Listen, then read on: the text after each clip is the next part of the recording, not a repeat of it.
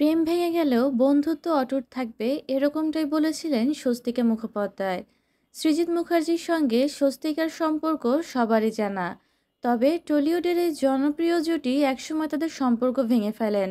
সৃজিত বিয়ে করেন তাহসানের প্রাক্তন মিথিলাকে। অন্যদিকে বর্তমানে সৃজিত এবং স্বস্তিকাকে একই সঙ্গে দেখা গেছে।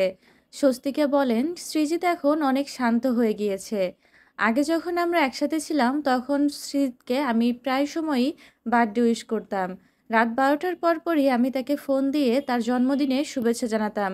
কিন্তু এখন ওসব কিছু পুরনো। এখনও তবে উইশ করতে ভোলেননি তিনি। একটি সিনেমার সেটে এসে এই কথাই জানান মিডিয়াকে। অন্যদিকে সবার ধারণা সৃজিতের সঙ্গে মিথিলার ডিভোর্স হয়ে গেছে। সৃজিত এবং মিথিলার সম্পর্ক নিয়েও বেশ আলোচনা ছিল বেশ কয়েকদিন ধরে। তাহসানকে ছেড়ে দিয়ে গিয়ে সৃজিতকে বিয়ে করা তাহসান মিথিলার অনেক ভক্তরাই মেনে নিতে পারেননি। এখনও অনেকে কারণ খুঁজে বেড়ান কেন তাহসানকে ছেড়ে সৃজিতকে বিয়ে করতে হলো মিথিলাকে। মিথিলা এবং তাহসানের একটি মেয়েও রয়েছে, সৃজিতের সঙ্গে যার সম্পর্ক ভীষণ ভালো। মিথিলা অনেক সময় বলেন, আমাকে এখন দুটো বাচ্চা সামলাতে হয়, একটা সৃজিত এবং আরেকটা আমার মেয়ে আয়রা।